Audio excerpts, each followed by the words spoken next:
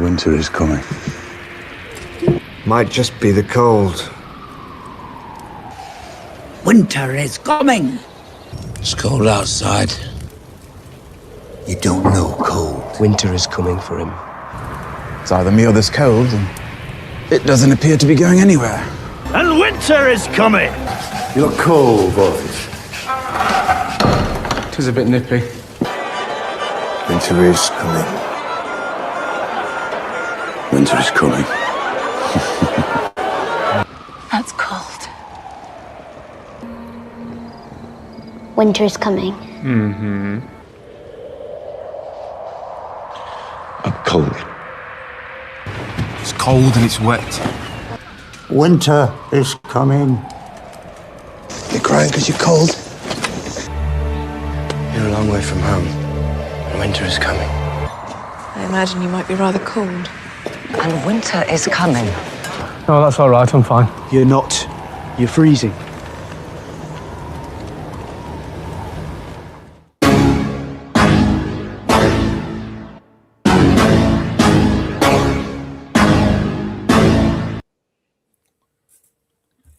And winter is here, and he'll be joining us shortly. Before we bring on the great Russ Winter, let me just do a shout out to our sponsor, and that is truehempscience.com. I've got the website right up here for you. So I can look at that first time. He's got the first time customer deal. And that is back on the homepage. And let's see if we can get StreamYard to play nice with us. Let's see. Right there. Nope, it's not happening. Let's try it one more time because StreamYard does this. We'll stop the share and let's bring it back up here. Right there. And that should do it. There we go. Well, I don't know why this is. Let me see here. Let's try it like this. The settings are odd today, but I think you guys see. But you can also see Russ. Say hi to Russ because he's also in this ad now. You just wave to him. He's unmiked. But let me just run the banner here and just take you through the website really quickly.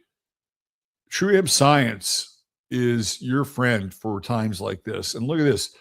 First-time customers receive 20% off your first purchase. Like, that's a significant discount. Really significant discount.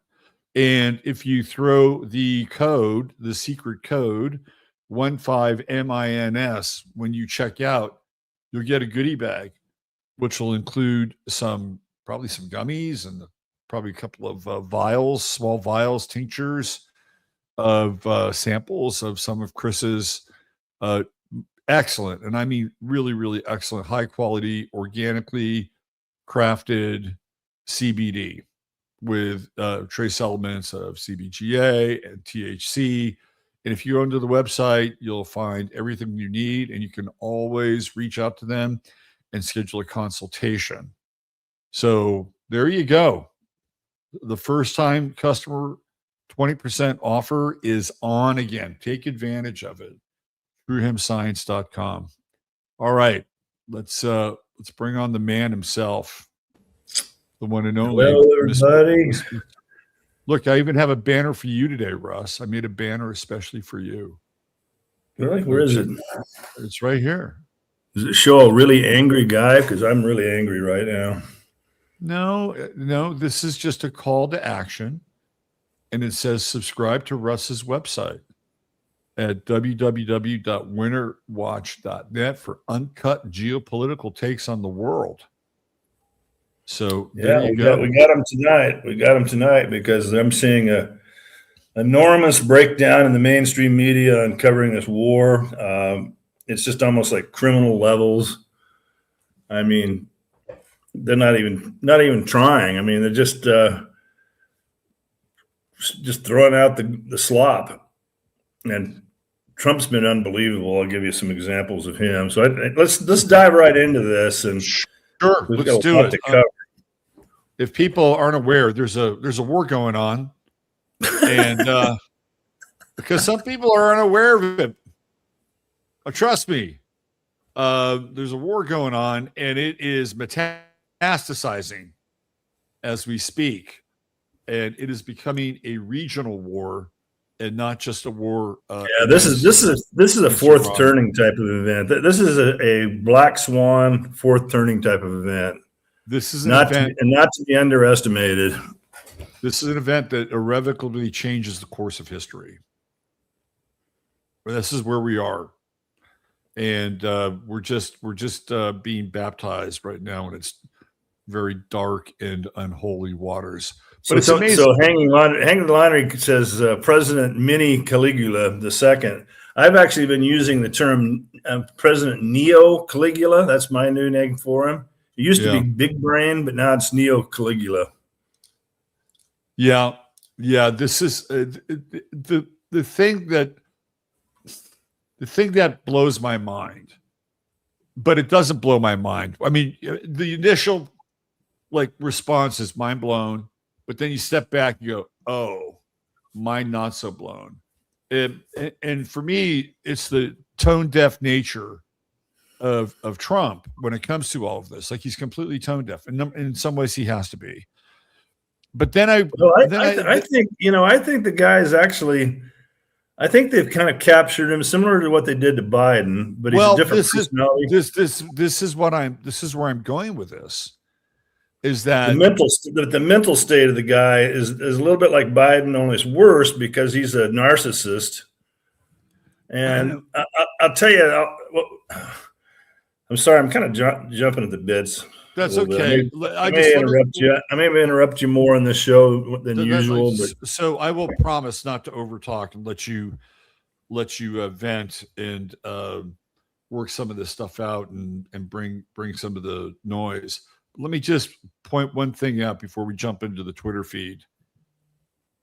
The Epstein files are basically historical at this point. They're in the dustbin of history. That's what's happened. We've been talking about them. The dominoes were falling, right, left.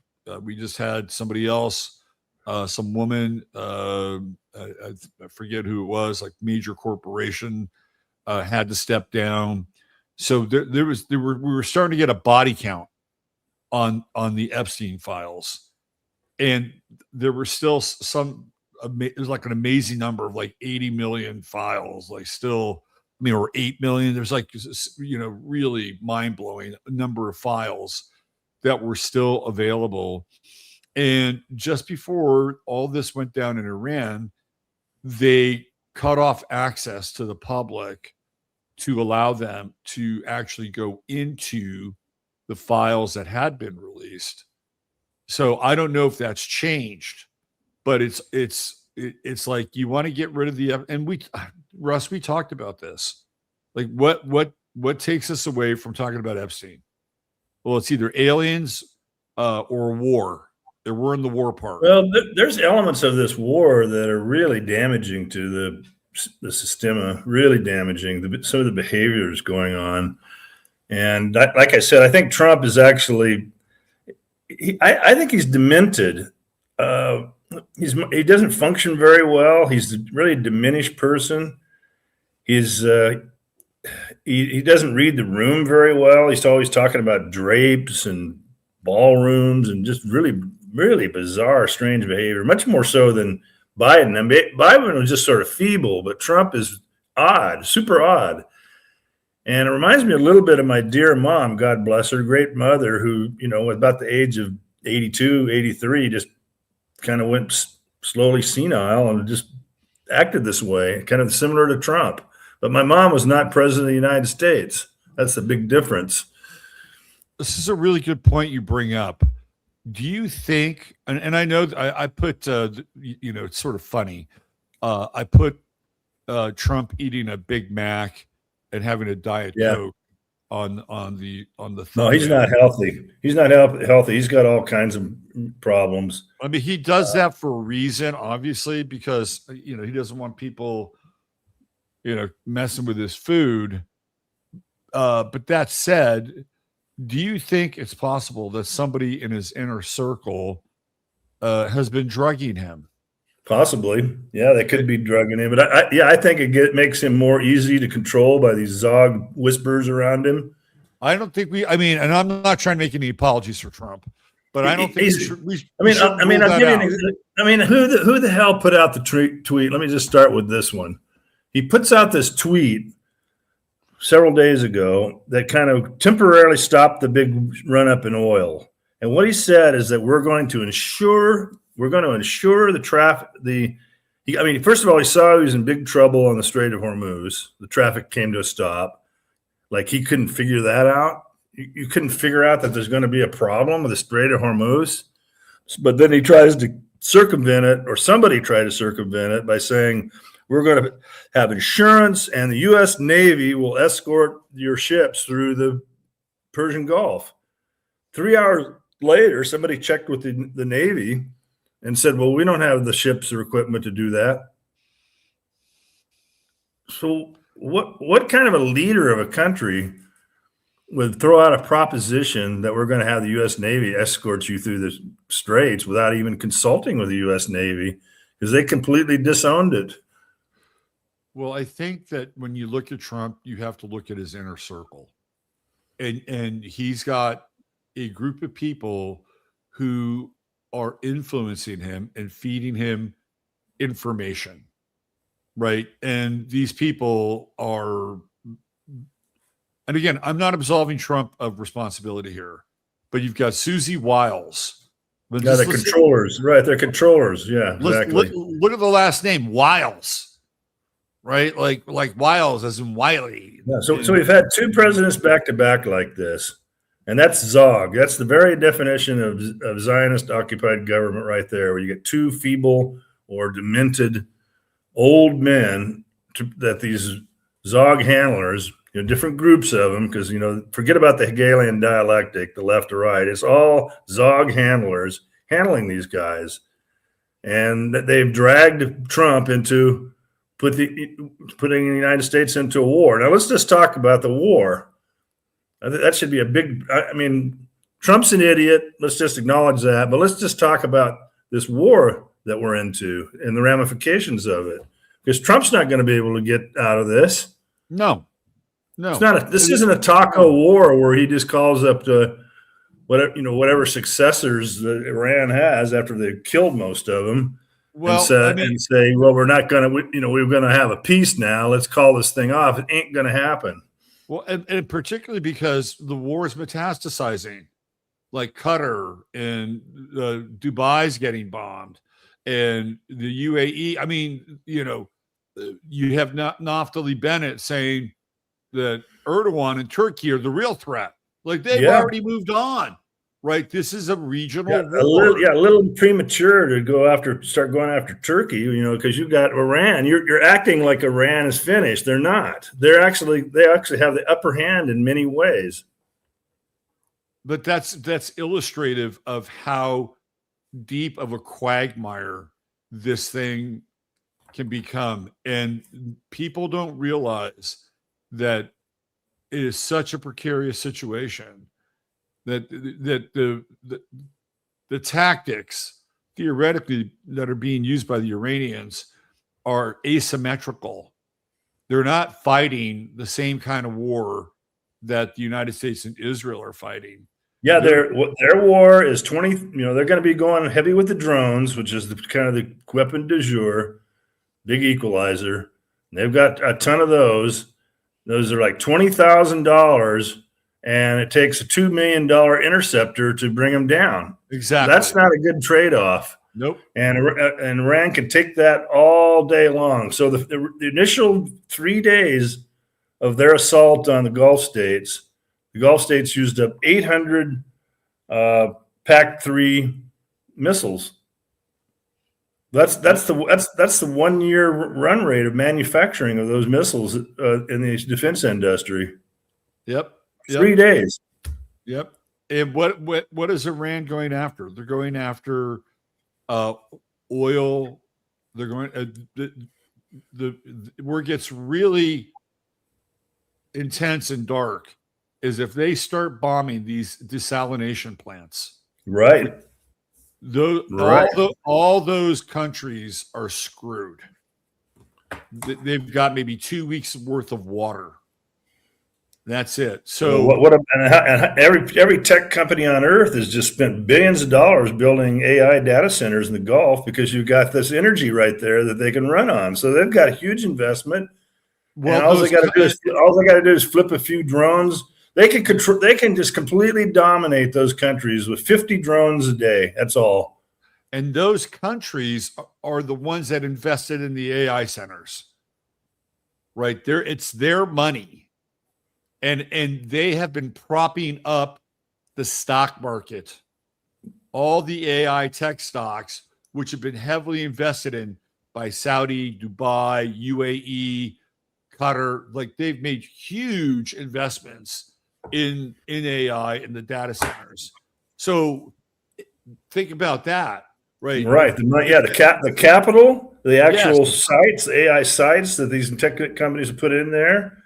The fertilizer that goes through there, the petrochemicals, not just oil. They make a lot of petrochemicals and fertilizers. Right. And, there's a guy named Eric Noodle that I follow in the energy market. And he says the impact of this thing is 3 times worse than 1973 oil embargo, 3 times the impact. Well, they've already cut off the LNG. I believe it's Qatar, if I'm not mistaken. Right. Either Qatar or Bahrain, one of the two have cut off the LNG, the liquid natural gas, to Europe. Europe's fucked. Yeah. They're totally fucked. Thank God the winter's about over, but that's. And then Russia just kind of casually, almost the same day, says, "Well, maybe we should just be cutting off all of our supply to Europe." Just real casually putting that out there. They don't seem to appreciate us. That's a little more leverage. That's a big bat. You would think that the level of hubris. I can't even fathom it. Why they would start this war? They don't have, they have no understanding of the pros and cons, the weak points, the technology. It's just like completely inept behavior. Well, I have a meme there. I think describes it all. If you go to my first article there, like we're going to kind of start with. Yeah. Or right at the top. Let me show my meme.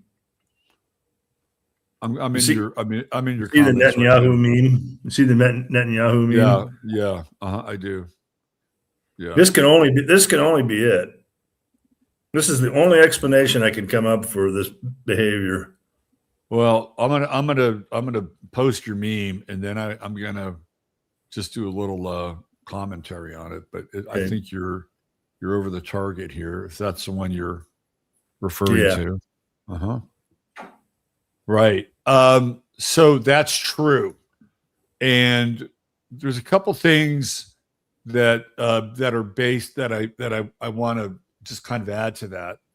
If you look at the age group and the generation that has been most openly critical of Israel and Jewish power, it is Gen Z. Yeah, right. And they are completely unafraid. They're meme masters. I've gone through like hours of IG clips where these Gen Z dudes are just fucking killing it over on IG. And if you go back and look at what Jonathan Greenblatt had to say about who the biggest threat is for anti-Semitism, it's Gen Z. He calls them out, right? He calls them the TikTok generation.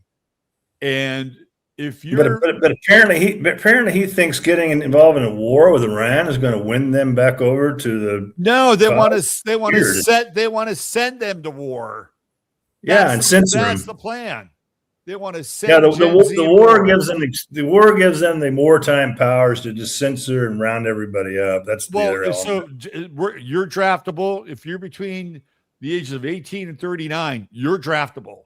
If you're a man or a woman, you're draftable, right? So the idea was, hey, we got a problem with Gen Z. Let's round them up, and we'll go send them to go fight our war.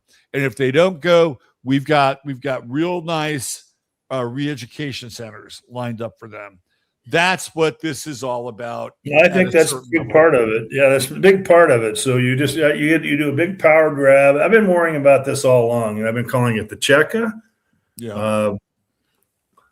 The whole idea of the lack of interceptors is not new news. We've been talking about it. I came on a show. We went through all the statistics. Anybody that's listened to this show and us would at least know that they don't have the military equipment. They got, B-2 gravity bombs, but who are they going to drop that on? Civilians. So they're going to terrorize civilians. That's what that looks like. Because they don't really have the interceptors. They can't stop what Iran has. They just kind of whittle them down. They're using way too many. The Gulf states use 800 interceptors in the first 3 days at 2 million a pop. We did a show about a year and a half ago. Yeah. And about this. You went through every single type of aerial-based weapon, or mortar shells, or you just went right down the list, and you looked at the cost. You looked at how many have been used, and we're talking Ukraine. That was really the big suck, right? Took a lot of our arms. And then how long? And the genocide in Gaza took a lot of arms too. So that too. Right. So this thing has been on since 2022, which is when we proxy warred Ukraine. And then you went into how long it takes to replace those munitions. And the time was like glacial. Like the replacement time didn't line up with the amount of, you got to order them. You have to put in orders, and they haven't done that. So one of the typical neo-Caligula moves was calling in the defense contractors into his office and screaming at them for not trying harder. Well, that's not the way it works, big brain. You've got to allocate the money, give the orders in advance, get these industries kind of geared up. You can't just lecture them and say, try harder. That's another example of his dementia. Well, it's also kind of an example of sort of the fast food mentality. Why can't I just drive up and have it my way? Right.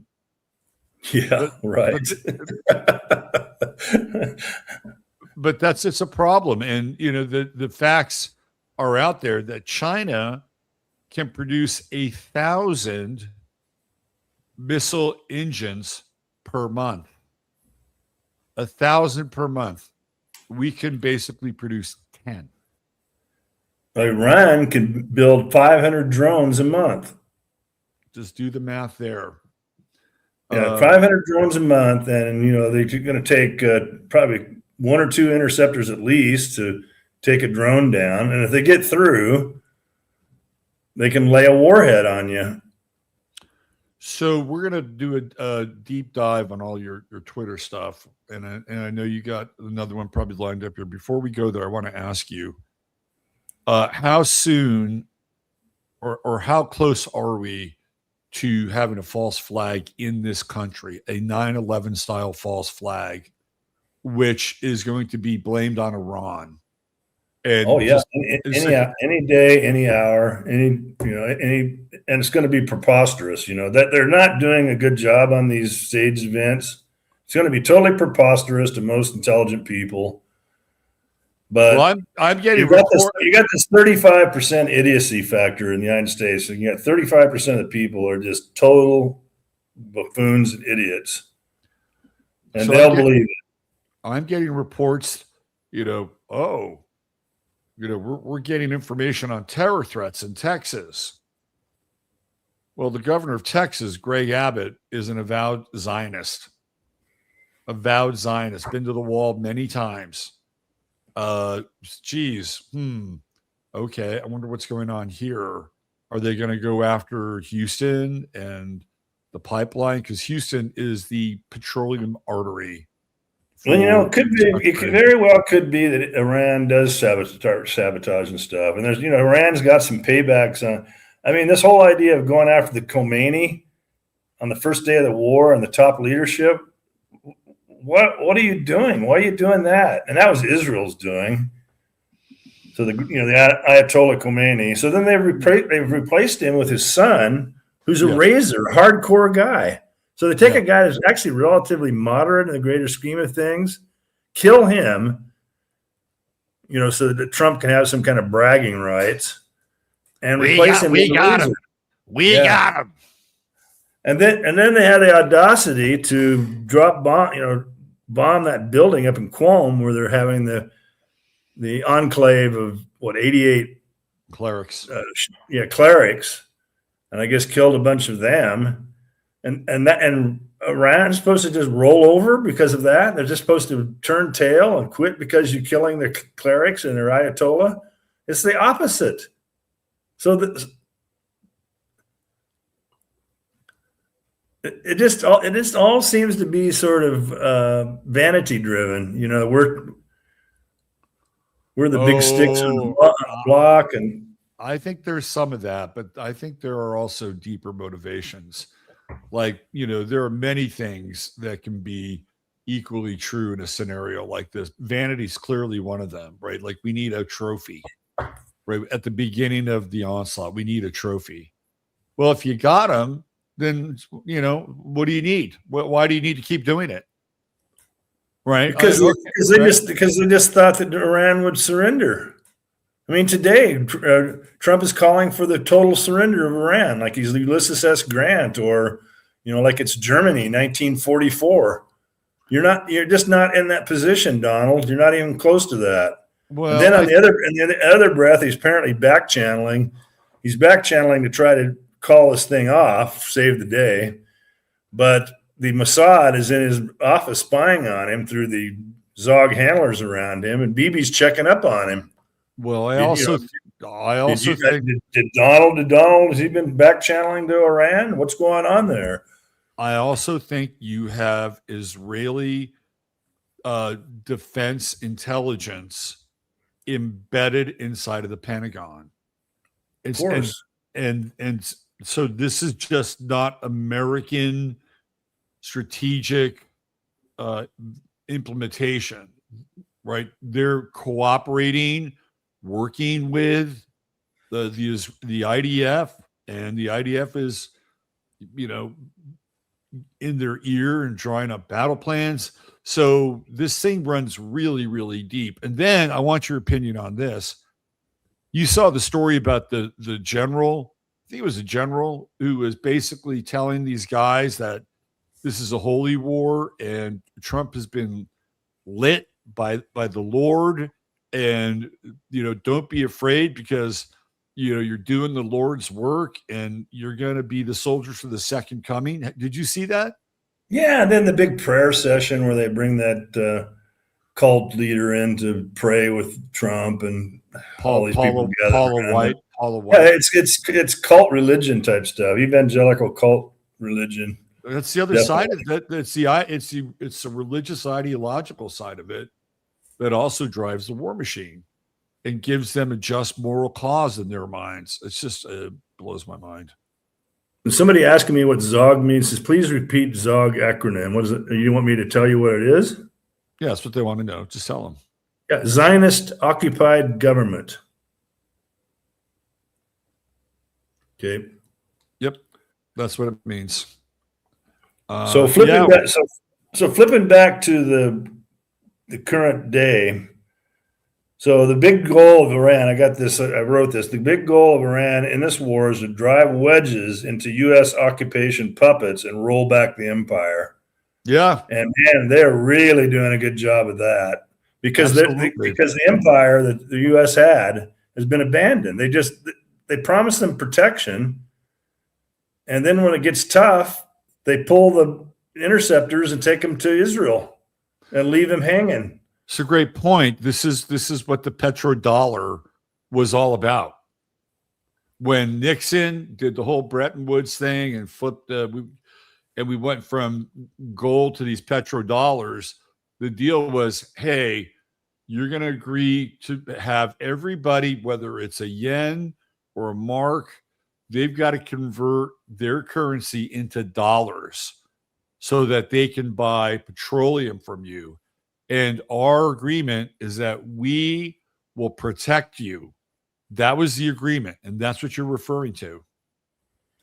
Well, they've taken out their infrastructure, oil, all kinds of stuff. They can threaten other things like the water supply. Yeah. There's going to be a famine. I mean, they have to import all their food. 80% of the food of those countries has to be imported. They're big importers. They don't have ag land. They just have money. And so how's that going to happen? Where's that going to happen? Now, Iran, on the other hand, is completely self-sufficient in terms of food. That's a big advantage they have. So you can't starve Iran, but you can starve Israel and those Gulf states. And Iran has been planning for this war for at least 20 years now. And that includes food supplies and everything that they need to tap into and feed their people and feed their soldiers and make sure that even if their wheat fields are bombed, they've got 5 to 10 years worth of food supplies on hand. This is what they've been planning for. Yeah, they can, and they also have energy. So they have energy and food. They have a lot of weapons. They're smart people. I saw a study done on the IQ. See, this is the hubris of the West. They think these people are, camel jockeys or something. And the average Iranian has like 106 IQ. And actually, the average Israeli is about 99. The Persians are really bright people. They're not dumb people. So they've been kind of under the gun because of sanctions and economic and the money. The money holders have really kind of been hard on them. But even that, look at the sanctions. Like they were being sanctioned, by Obama and Bush? Yeah, that's how long. So they have been able to survive 20 years worth of sanctions. Think about that. Think about that. Well, it's created some backward conditions because it takes money to run a country, and they're a little short of that. But still, they managed. They survive. Yeah. The four big Gulf countries, Saudi Arabia, UAE, Kuwait, and Qatar are discussing withdrawing from the U.S. and other investments. So remember, Trump went in and got $1 trillion worth of investments from these guys. Jared Kushner did his little Gulf states tour. Right. So I wonder where that stands now. The UAE came out. And after Dubai got hit, including some hotels, came out and wrecking their tourist industry, which is a big part of Dubai, and banking and things like that. It's not just energy. They came out and said they would not allow U.S. troops or U.S. military on their soil. So they've already bent to the Iranians. So the Iranians are looking at their situation. It's just kind of like, well, you want us to blow your airport up next? Your call. Right.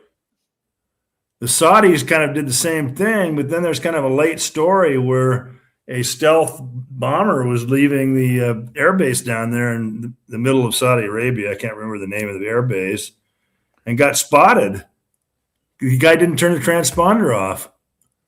Ooh. So right after Saudi Arabia promised to keep the U.S. out of its airspace, they violate it because of a big fuck up. In fact, I'm going to clear this with you because this could go on YouTube. You tell me if I can use this term or not.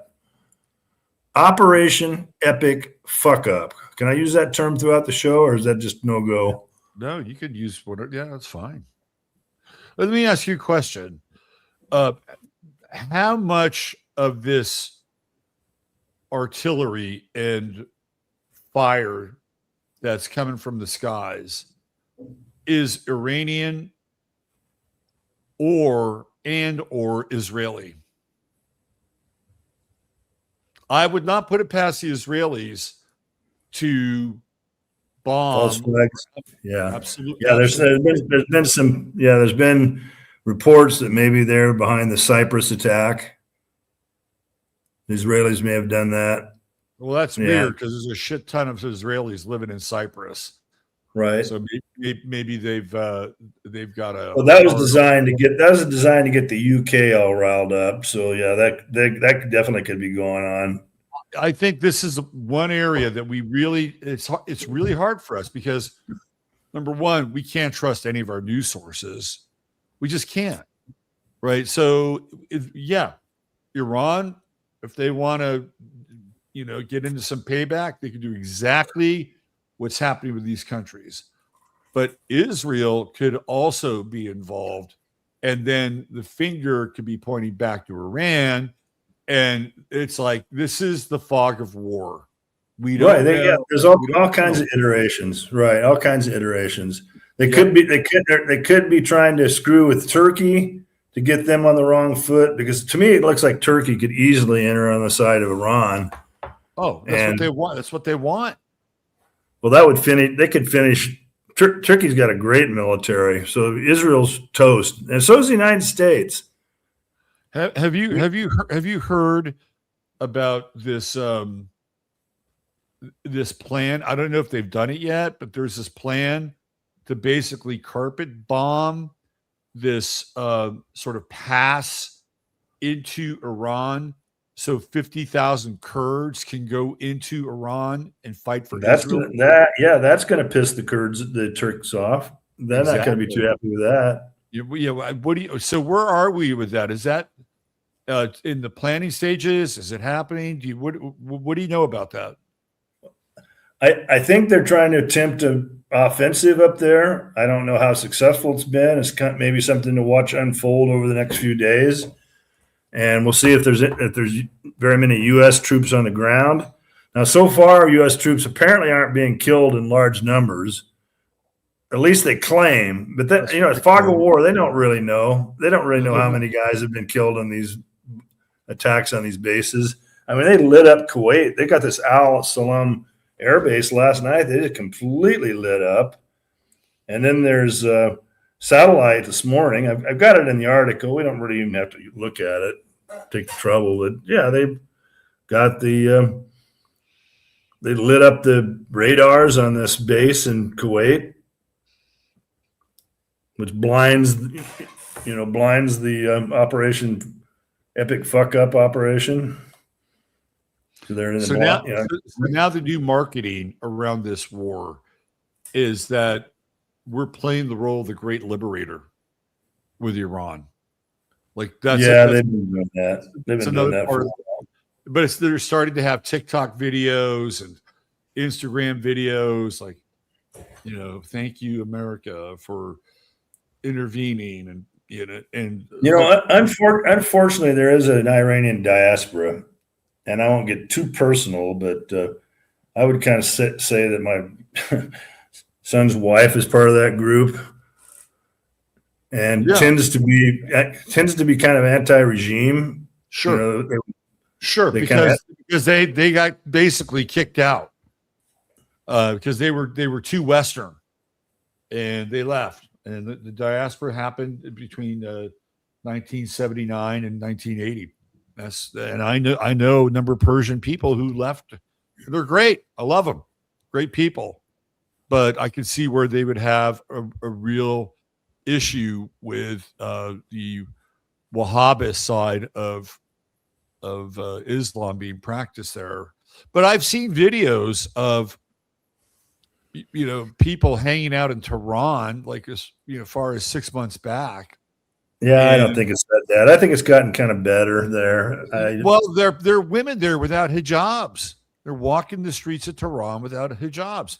Some of them have them on, some of them don't. When you talk to these people, which I have, and smart people, and visited with them when I've been there, it's just kind of like instinctive to hate the regime. And I said, well, so what happens if you go to war with Israel?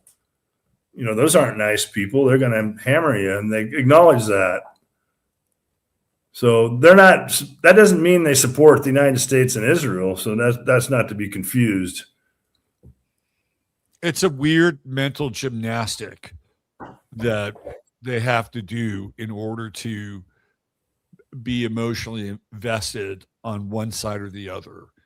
And this is going to tear this country apart because most people can't handle that mental gymnastic. And it's going to be pick a side. And I don't know if you saw this, but Masaki, my good friend Masaki, sent me this. Let me see if I can bring this up. Let's see.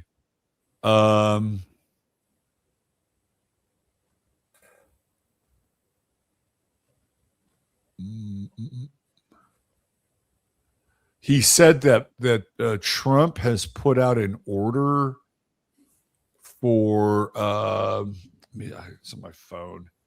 Basically, it's about mobilizing the National Guard to deal with possible insurrections in this country. Let me see if I can find the exact verbiage here. What did you see the clip where they kind of manhandled that guy dressed in the Marine uniform? Oh yeah, I played that. I played that on my show, and there's somebody probably in chat right now who knows that guy really, really well, and I'm going to try to get him on the show. So this is they just manhandled him, and then the friggin' sitting senator gets his butt off the bench and goes, tackles the guy, and he had his hand caught in the door, right? So so a senator gets involved in feeling that he has to manhandle this patriot. I mean, he was gone. The police had it handled. They were taking him out. Come on, what are you doing, Senator? Big AIPAC donor. He got $600K from AIPAC. Tim Sheehy got $600K from AIPAC. But he felt he needed to be a big. Again, it's the hubris and the big testosterone stuff instead of being smart. I got friends who are probably listening to this show who live up in Montana and they can't stand him. It's like they can't. And he basically started this company. And the idea of the company is actually good. Like, I don't want to diss his idea because the way that we combat fires in this country is like almost medieval. And there are planes that are way more well equipped to literally carpet drench fires, right? And it's using military equipment, Air Force equipment. Air Force planes retrofit them because they have much larger load capacities, and then allowing them to fly over fire zones and then do these big dumps. And I've seen the Russians do this for years. And they do a couple of flyovers on fires and they're gone, right? Meanwhile, in our country, we still got guys with hoses and, and I'm being a little hyperbolic. So he starts this company up in Montana because it's kind of his background. He's an Army Ranger. He's a Navy SEAL. He's got military contacts, military contracts, starts his company. This company loses $77 million, Russ. $77 million. Like, okay, so if he lost $77 million, he must have had at least $100 million to start the damn company. Where does he get that money from? Oh, wow. Another turtle on a fence post. Okay. All right. Yeah. So it's like, is somebody laundering money? Oh, maybe that's what's going on there. All right, I want to read you this. This is what Masaki sent me. He said, Trump's administration is implementing a National Guard quick reaction force trained for crowd control and civil unrest to be operational and deployable nationwide. That is what we're staring down here. Yeah, because you got to have a national police and a national checkup. You can't have the National Guard controlled by the states. We've already talked about that because then you just have factions. Yeah. Red states, blue states type stuff. You got to bring it all under one. It's breaking down. It's breaking. This war is going to tear this country apart. Yep. And then you got to call a checkup to deal with it. Yep. And they will. I mean, they will. The way they manhandled McInnes, they were pretty rough on him. I mean, the guy was tough, though. The guy was strong. Really hard to bring all out of this. Sometimes these wiry guys are really strong, right? He had that wiry kind of Skeletor strength, right? I could see that. I could see me going in there and going, "Free Palestine, free Palestine," and they would just bash my head into the ground, cripple me for life, break my neck. That's what would happen to me in that situation. No resistance at all. No. All you have to do, you've got the perfect get out of jail free card. You know what that is? What? I know Michael Jordan. Yeah, right. What? You know Michael Jordan? Yeah, I can get you his autograph. Oh, man. Hey, can I get your number? So here's an interesting tweet. I'm looking at the ballistic missiles fired by Iran, day one, 350. So now they're just. Do you want me to go to Twitter and bring it up? I can just go over this. Okay. 350, day 2, 175, 120, day 3, 50. So they're dropping off, and people are going, "Oh, they're using up all their firepower." They only fired off 15 on day 8. But then you look at the drone activity. Goes and they're swarms. So you got drones at the first day 294, day 2 541, day 3 200. And day 4 just basically steady 200. Day 5 a little over 200.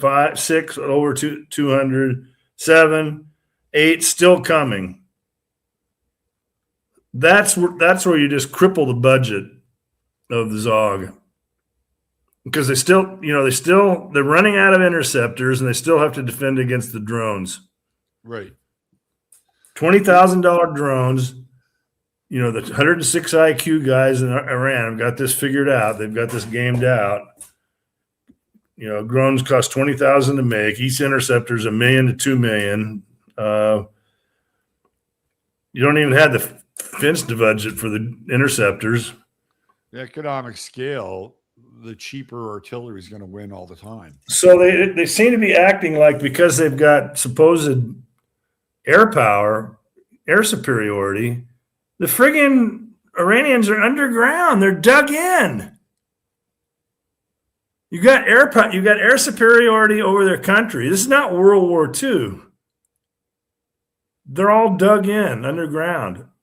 Massive tunnels inside these mountains over a wide area. They've had 20 years to prepare for this.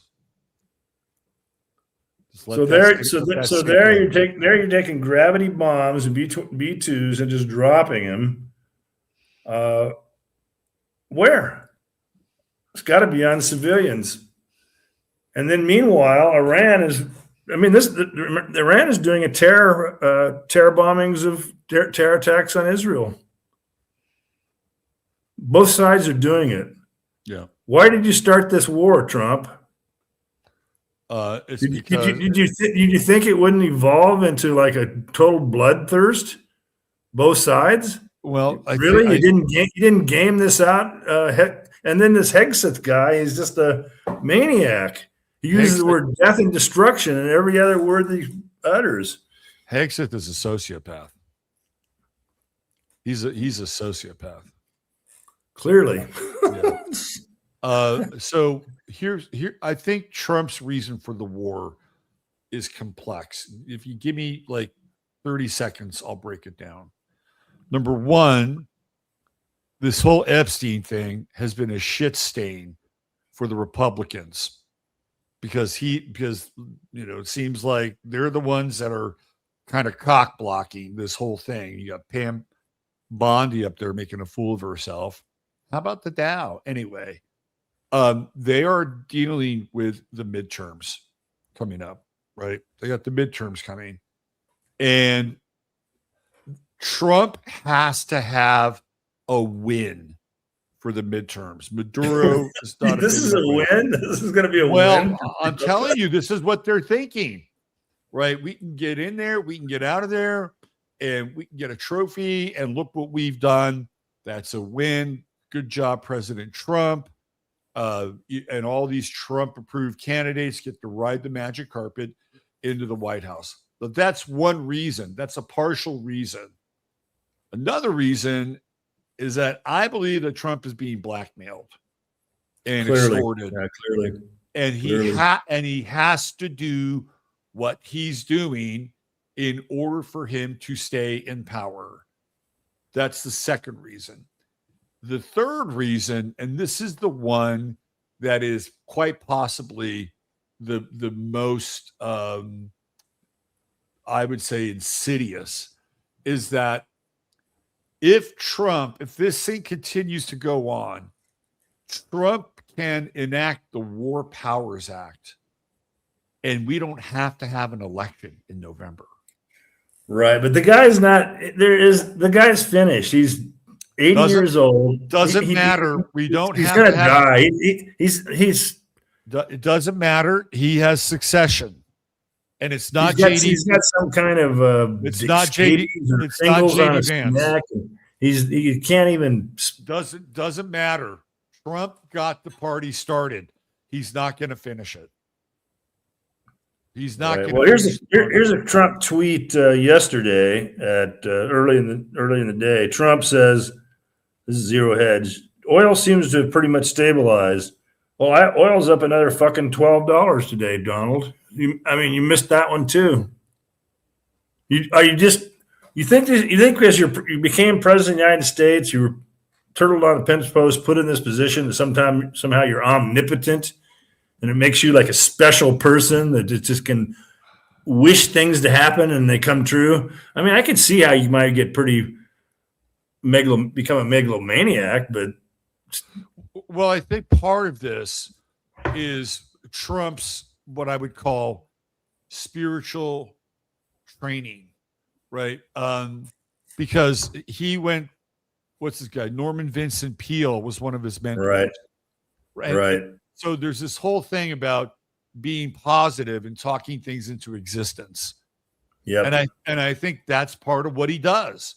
Like if he says it enough, long enough, thinks it enough, it'll happen. The power of magical thinking, right? Like so I think that's part of it. And then there's another part of it where there's a portion of his base that is brainwashed enough to believe him. That's the other part of it. So right, yeah, because it's a cult. Exactly, the cult believes him, but the cult's kind of shrunk. It's not what it was. Did you see Alex Jones breaking down on the show with Nick Fuentes? Did you see that? Yeah, long overdue, Alex. My God, what's wrong with you? Did you hear what he said? There was something that he said before he started. It was like right after he was starting to cry. And he said, when I point this stuff out, meaning the inconsistencies in Trump and in the administration, I'm called a liberal piece of shit. Yeah, he did say that. Yep. And that's the Hegelian dialectic that we've been talking about a lot. And it's gaslighting too. It's totally gaslighting. Everybody thinks in terms of Hegelian dialectic, left, right, liberal, conservative, and just pigeonholes you there without actually kind of looking at the reality of situations. Yep. Look, I think we could all agree fundamentally that most conservative principles, when put side by side with the crazy fucking version of the new left, they're much more agreeable to many people. Right. It's like, yeah, I don't want that. I don't want that. I'll take this, and this may be imperfect, but I don't want that. Well, right? You know what? The left, that's where they have people trapped. The Democrats and the left, there's some heavyweight Democratic senators. There's Markey, is that his name, and Murphy. They're basically taking the anti-war stance against Trump. They're positioning themselves, and they're kind of like veteran senior Democratic senators. And so they're staking out this anti-war stance. Newsom, I know Newsom is an opportunist, but he came out and says, we need to completely rethink our relationship with apartheid Israel. So the Democrats, if you want to call them that, or the left, is going to stake this war and peace thing out. and it's going to be a losing proposition for the Republicans. It has to be. Well, they've always been, a portion of the left has always been pro-Palestinian. They've always been pro-Palestinian. But now you have war. Now you have war and peace. But you don't get the pro-Palestinian side on the right. They're not most of the right are not pro-Palestinian. But that's true. There are some, but mostly like mostly Nazis like me. Pick a side. Yeah, the only ones that are pro-Palestinians are sort of like anti-colonialist types like me that are kind of right wing. Well, Thomas Massey's probably pro-Palestinian. But we're Nazis for believing that way. So they've got I think there's a lot of non-interventionism in there as well, like being isolationist. There's a part of that where it's not our problem, right? So they're not pro-Palestinian, they're not pro-Israel. They're trying to be pro-American, and it's like it's not our problem. And that's actually a pretty good position, because if it's not our problem and we want to stay out of it, then we withdraw our support for both sides, including financial. But it becomes our problem when Israel goes and commits genocide in Gaza and takes a city of 2 million and raises. Well, I agree. Those are monumental war crimes that you can't just take a pass on. I agree with you, but if you take the neutral position and say we're not going to support either of these regimes, and when I mean support, I'm talking about financial support. And pulling $3 billion, is it $3 billion a year to Israel every year? Is that what it is? Is that the number? It's like, yeah, we're not going to take your side anymore.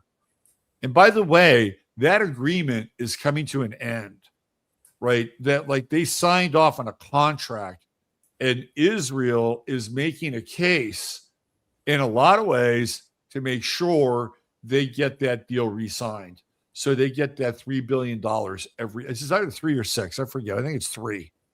But they want that money, and that contract or the deal is about to expire. So what do? You create a crisis. Oh, we need the money. Look, we have to protect ourselves. Well, Israel's going to get pounded, so they're going to be getting some sympathy from some people, because Iran's going to unload on them and probably kill a lot of people. That's just war. That's what happened. It's happening on the other end. It's happening in Iran. They're killing civilians there. So that's the unfortunate aspect of this, is that civilians get massacred. And Iran's not going to stand by and watch their people be slaughtered if they have the means to retaliate, they will. That's what's there. If Trump was really playing 5D chess, what he would do with all this chaos is that he would say, I'm so over being blackmailed and extorted by Miriam Adelson and Bibi Netanyahu. Let's bomb the shit out of Israel. Or let it happen, right? No, let's do it. Let's let Iran take care of business. Exactly. Or no, let's help them. Let's get involved. But the problem is that he doesn't even have the means to stop Iran. They don't have the interceptors. I mean, they do. They can stall a little bit by dragging everything from Ukraine and South Korea and Taiwan, empty their shelves of and leave them exposed, right, and send the excess interceptors to Israel, and Israel can play it out for a couple of weeks based upon doing that. Yeah. But your whole protection foreign policy is broken down globally when you do that. And so then Russia and China have won a major victory. It's kind of like, go ahead, dumb Trump. Oh, why don't you move the interceptors out of South Korea and send it to Israel? Russia and China are winning the war. They're winning. They're just rubbing their hands together while these interceptors get cleaned out of Ukraine, and it's just more gross stupidity. Yeah, and so here's what's happening. It's the world is watching, right? Like the leaders of these countries, they're watching, and they're watching the allies of the U.S. get pounded, right? They're watching this, And then they're asking themselves, geez. What good is your protection? That's what they're asking themselves. You're worthless. Or do we want to open ourselves up to being pounded because, all of a sudden the imperial Satan is taking it on the chin here with these countries? Maybe we should reevaluate our alliances. Absolutely. That's what's going on. Yeah. And it's going to sweep the American hegemony from the scene. So a country like South Korea, which has been decidedly pro-American since the Korean War, they may look at the U.S. with a very different sort of perspective. And South Korea is a very important ally. Samsung's there, electronics. It's really vital. And so if you start blowing up South Korea, if all of a sudden North Korea starts making trouble for South Korea, that's just going to add to what's happening in the Strait of Hormuz. It'll just compound it. They could win. So if I'm China, I'm sending people to South Korea. When I say people, I'm talking about corporate government representatives. And I'm sitting down with the South Koreans and basically saying, look, we want to partner with you in a way where you will really be protected. Yep. Right. We're sitting right on your back door. And really the same with Japan. We got same with Japan. We got all these missiles, right? Generally, the feeling towards China in the world is there's not as much animus towards China as there is the U.S. So they could just go into South Korea and South Korea could shift their alliance without a single shot being fired. And the same I think these countries, now that it's shown that the emperor wears no clothes, I think these countries are absolutely going to have to reconsider their stance. They could try to be neutral. They could try to be neutral and really try to stay out of it. But to have these close ties with the United States, and plus the United States is putting tariffs on them. Well, that's the other side of it. It's just like compound after compound. You couldn't have a worse policy to just wreck your country and turn the whole world against you. And then light it up with a war with Iran, where Iran starts kicking your ass, making you look bad, and then going around declaring surrender, unconditional surrender, Iran. And we will escort your ships through the Straits of Hormuz, even though the Navy didn't even know what you're talking about, Donald. So there's just something really mentally off about the leadership, and nobody's managing him. In fact, it's the other opposite. They want him to fuck up. Oh, I think he's being managed. Managed in a negative way, right? Yes. Yeah. So I want your opinion on Marco Rubio. Well, Marco Rubio supposedly is fairly bright and capable, but he's a Zog. He's a Zog agent. This is why I'm asking you the question, right? So yes, he's bright. He's capable. Let me tell you about Marco Rubio. Marco Rubio is cagey. Right. Marco Rubio understands. Apparently, Susie Wiles loves Marco Rubio. And I have studied how dictators come to power. And looking at people like Joe Stalin, Franco, what's his name? In Chile, Allende.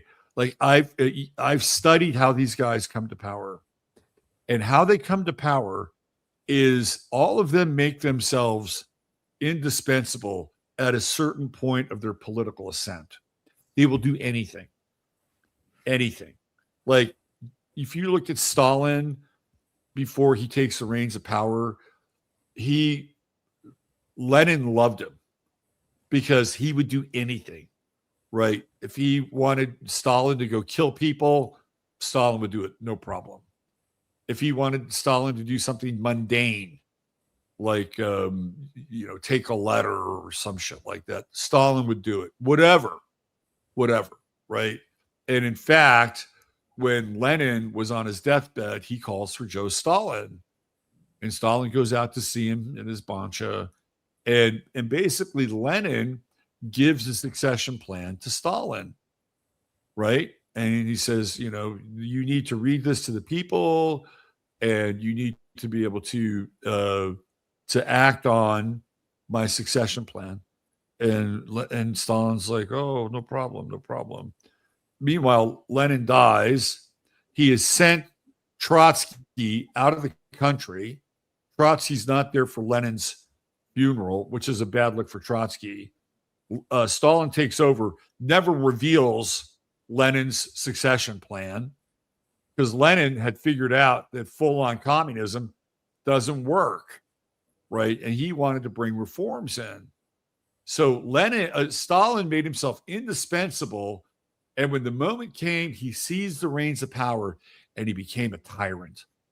Abdul Nasser, same thing. Nasser was indispensable, and then there's this pivot moment, you know. Because Rubio would be for some people, not me, but for some people, he'd be like a breath of fresh air from the total incompetence of Trump and his behaviors, and all of a sudden you get a guy that's actually pretty capable, and the behavior is a little bit more comprehensible, but like you say, he's devious. And behind the scenes, he matches the profile of a tyrant. Yeah, I get that theory. Yeah, that's interesting. A tyrant in a scent. If you look at who's being sent to go out to all these different places and negotiate and represent the country, it's not J.D. Vance. No, right. J.D. Vance is on the B team right now. I mean, there's actually memes that kind of go around, you know, talking about, you know, Rubio's next job, you know, the Generalissimo of Cuba, and, you know, there's sort of these memes that are sort of funny, you know, that portray him as this highly capable individual that can just handle anything. Propaganda. I have a prediction. And my prediction is J.D. Vance is going to have some kind of a scandal. And he's going to have to step down as vice president. That's what's going to happen.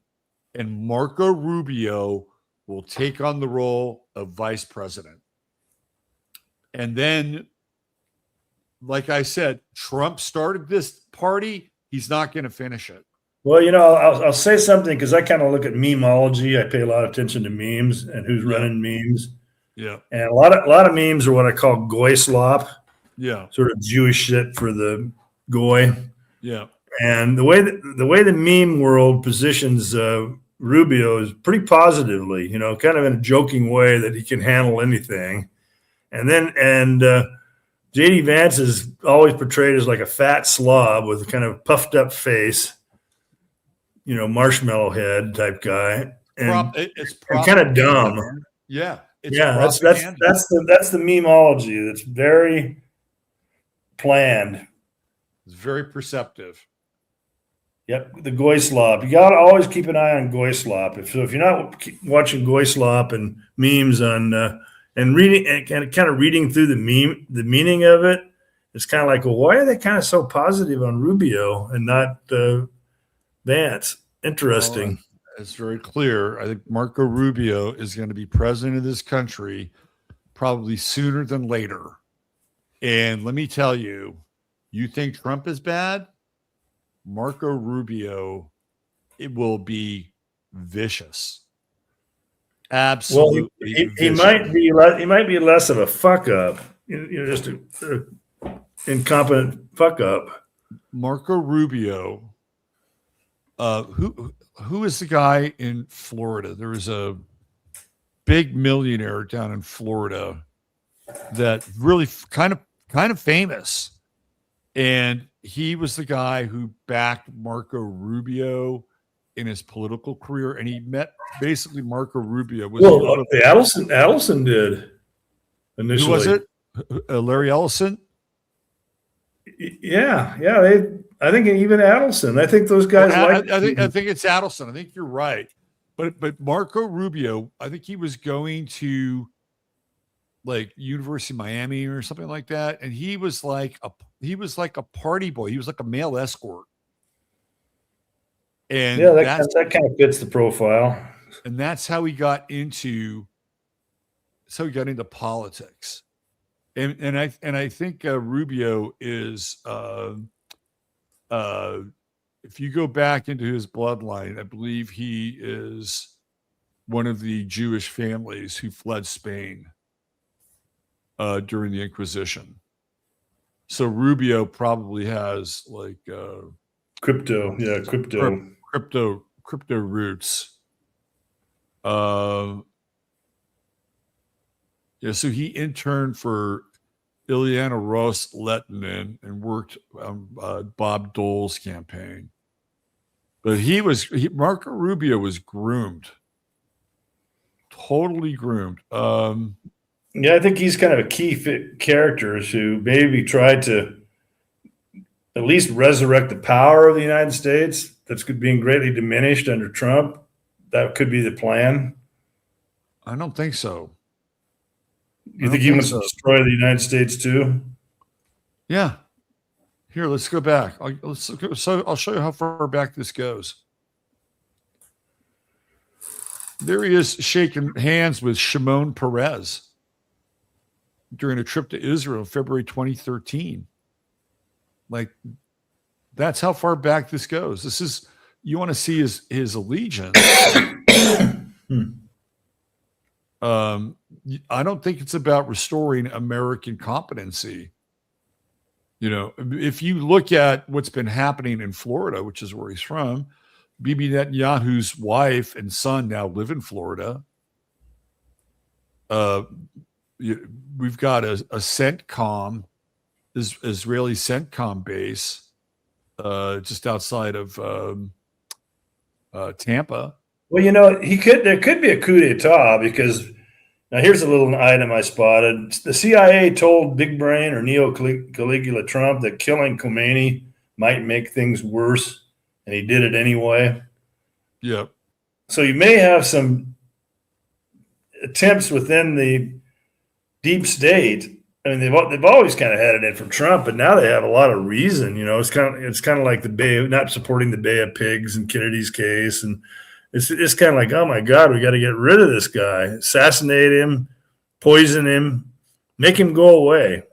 You know, induce a heart attack. Nobody'd even ask a question. If he had a stroke or heart attack, who would even question it? And then I don't know what the succession is. You got J.D. Vance. It's not going to be Vance. Isn't the Secretary of State's right up there? And then you can basically have the Iranian. Okay, let me give you a wild theory. The Iranians are due for some revenge. Soleimani, Khomeini, all their leadership. Iran's in a position is going to be looking for targets to hit. J.D. Vance taken out by Rubio. And then go down the succession. Go down the succession, and let's take a look at what point would Rubio become the president of the United States in the succession. I guess you got maybe a Speaker of the House to get rid of. Well, all Trump has to do is to name a vice president. I mean, you go back to Nixon, right? This is what they did with Nixon. I'm saying Trump's going to die. Okay, I'm saying that they get Vance out before he dies. Okay, that's what I think. Like Vance gets moved out before Trump passes away. And then the handlers just have Trump pick Rubio, because in the public's mind, and this gets into your memeology. In the public's mind, he's the most competent person for the job, right? He's everywhere. He's like fucking, you know, the Where's Waldo of geopolitics. Right. And he seems to do he's a Gemini. He seems to do everything with great aplomb. He's versatile. He never says anything that's controversial, right? Always stands by Trump. And I noticed there was a meeting where Trump was sitting with people, and Marco Rubio was to his right, and J.D. Vance was to his left. And that's symbolic, right? Because Rubio is his right-hand man. Right, that's what that picture. Yeah, and he's going to have the support of the apparatus too, the apparatchik. So here's another story: Chairman of the U.S. Joint Chief of Staff was dismissed after warning Trump about the consequences of attacking Iran. So this is going bad in the Middle East. So they're going to look for scapegoats. It'll be Trump. It'll be Trump, and then I think the Iran themselves will take care of J.D. Vance. That's my theory. I like the idea that the new Generalissimo is going to be. I don't like the idea, but I think the idea makes sense. The Generalissimo will be Rubio. Do you follow? Because you've got a bunch of Operation Fuckup stuff that you got to blame on somebody. Well, it's got to be Trump. They can't really blame it on anybody but Trump. He's pointing the finger at himself constantly with his behavior. We're freezing.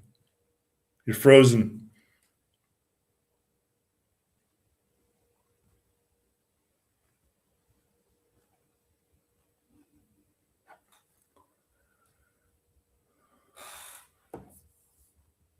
Okay, well, I guess I'm back. Okay.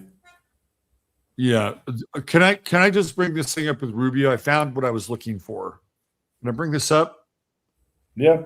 This is the missing piece right here. It's this guy Norman Braymond. Norman Braymond, billionaire who financially backed Rubio's career and shaped policy views. It's really funny. My first wife, her mother knew Norman Braymond. Another Jew handler. Another Jew handler. Braymond, a billionaire auto dealer in Florida and former owner of the Philadelphia Eagles, has funded campaigns focused on anti-tax and small government initiatives across Florida. Met Rubio in early state government career and bonded over football in Israel. Yeah, so another Jew Zog handler. Okay, that's very consistent with how everything works. Definitely. But I think that Braymond probably met him. Like, when Trump called Rubio little Marco, and he was called the Bubble Boy. Do you remember that? Yeah, because there's a photo of him in a hot tub with a bunch of young men and some club, right? They used to have these things called bubble parties at clubs.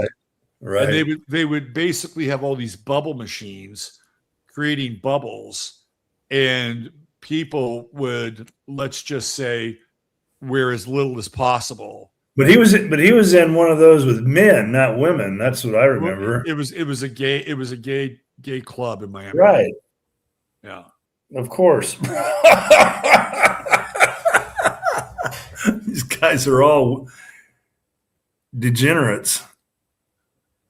Braymond hired Rubio as his personal lawyer while Rubio was in state government and helped supplement Rubio's salary as a professor after he stepped down due to term limits. And then Braymond later hired Jeanette Rubio as an advisor for the Braymond family's philanthropic foundation. I bet. Well, that sort of has that Epstein ring to it. It feels very Epstein-y, doesn't it? Yeah, Epstein class type stuff. Yeah, so that was the missing link. It was Norman Braymond, the former, and the Eagles were really shitty when he was their owner, by the way. They were terrible. Anyway, I'm going to get off the Rubio thing. But that's interesting. I think that could happen. So we might be talking about that pretty soon. Because I think Trump's days are numbered. This is embarrassing. And the guy is embarrassing. And you got the CIA. He's ignoring their advice. He's the Navy, the Tulsi Gabbard, the intelligence network. He's just blowing them off. You can't do that. Oh, well, he's blown Tulsi Gabbard off for a long time now. Like, where is she? She like literally Tulsi Gabbard turned into Jeff Sessions. Like, hello, and Tulsi Gabbard was a big anti-war person. It's amazing what happens to these people when they get into some office. They either become totally worthless, like the FBI guy. What's his name? Kash Patel. Yeah, and Bongino. Bongino. Oh, fuck Bongino. It's just like they just are totally bought and controlled, and it's unbelievable. It's just unbelievable the Zog control over the politics of the United States. And this is where it gets you. It gets you into a really serious war where you're going to get your ass kicked, probably lose a lot of prestige and power around the world. There's no good resolution. Iran's not going to just all of a sudden tomorrow agree to a ceasefire. I'll stake everything on that. They've got them on the ropes, and they're going to start pounding Israel. And Israel's hiding everything. They've got everything censored. They're not letting the world see what's going on there. Even their own people are being shielded from that. So let me throw you a couple of scenarios. I want your take on these scenarios. So let's say Turkey gets drawn into this war, okay, which is clearly what the Israelis want. They're saying the quiet part out loud. And Turkey's a NATO country, which means that based on NATO agreements, other NATO countries. But NATO is splitting up. They're having problems with Hungary, they're having problems with Slovakia. Until the band breaks up, it's still NATO. Right. So that would do it. And well, let me just go one step further. I want your take on this. You get a country like, let's say, England or Germany or France, all NATO countries, and they get brought into this war, right? And they wind up in some way, shape, or form, somehow, like being misconstrued for taking Israel's side. I don't know how this thing looks, but all those countries are inundated with a Muslim population that has come in there for the last 15 years. And if for some reason, and this is why a lot of these countries have been hands off, right? Because they don't want to get involved because they have basically sleeper cells like you wouldn't fucking believe in their country. Yeah, and especially Germany, a lot of Turks there. A lot of Turks. So I'd also point out that UK in particular has almost no military. I actually did an article on that. I looked at the UK military. You think the United States is bad? The UK has nothing. It might as well just be Spain or Portugal. Well, that is the whole weak point of NATO, isn't it? It's like, right. Well, and Germany the same way. Now Germany's trying to rebuild and trying to get, they're starting to spend money on military, but that's going to take a while. So I don't know what Israel's thinking, unless it's some kind of like Armageddon nonsense. Well, part of their cult stuff. I think that's part of it too, and that was the next thing I was going to ask you is what happens if that mosque in Israel, Al-Aqsa, gets bombed? Like, what do you think happens? Just like lighting a match. You get the whole, one of the arguments is the Sunnis really are, people are kind of caught in the 1990s. They remember the Sunni and the Shia rivalries and conflicts. And so, but the Palestinians are Sunnis. That area of the world is heavily Sunnis. And so that would be very offensive to the Sunnis, not necessarily the Shias so much, but the Sunnis, and would completely unite the Sunni types like Turkey, which is Sunni, with Iran to sweep these Zionists out of the Middle East. It would be a unifying factor. Keep doing it, Israel. Keep doing it. Keep doing the false flags. Keep doing this stuff. Keep killing Khomeini. Keep killing an enclave of clerics meeting in Qom. Just keep it up. Get that mosque. Do it. So it seems like Turkey is really a pivotal country here. Well, Turkey has a real military. Yeah. You know, Germany, UK, these other, France, they don't have much of military. The United States is diminished. It's really overrated. That's been proven because the weaponry is all different. You know, it's not the aircraft carrier age anymore. You know, you can hold these aircraft carriers at a distance because of these hypersonic missiles, which Iran has. Probably Turkey has them too. So they're just not equipped to engage in warfare with these countries. And look at Israel's performance in Gaza. They can't, they're just occupiers. They're colonial occupiers. They're really good at fighting the natives.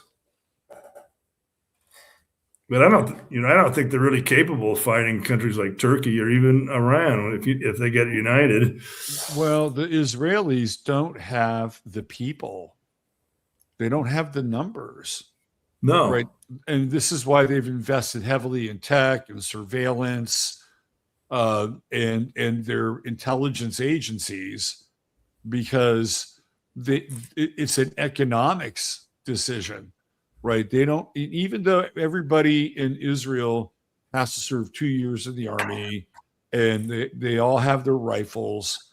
If you look at what's been happening since October 7th, Israel's been losing people. They've been leaving the country. Yeah. And now apparently you have dissension in the ranks of some of the IDF. Well, some of the IDF is basically have mental problems from committing genocide in Gaza.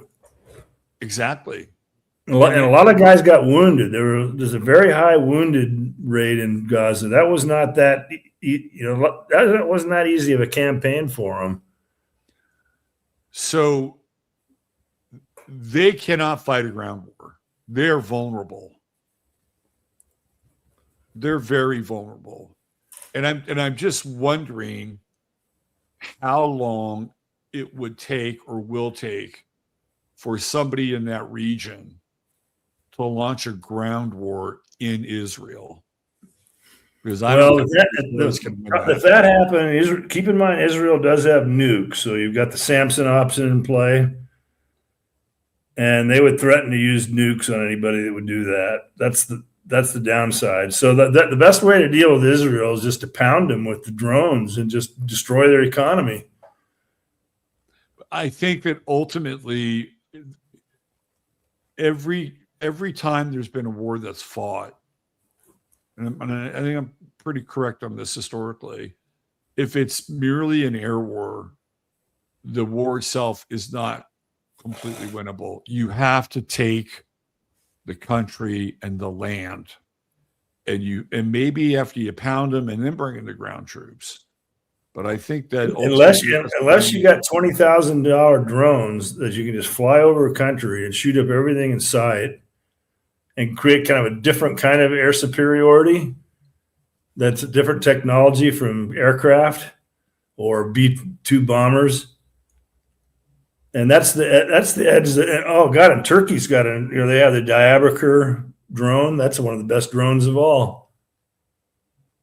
Oh my God, that's top-notch drones. It would be a drone war.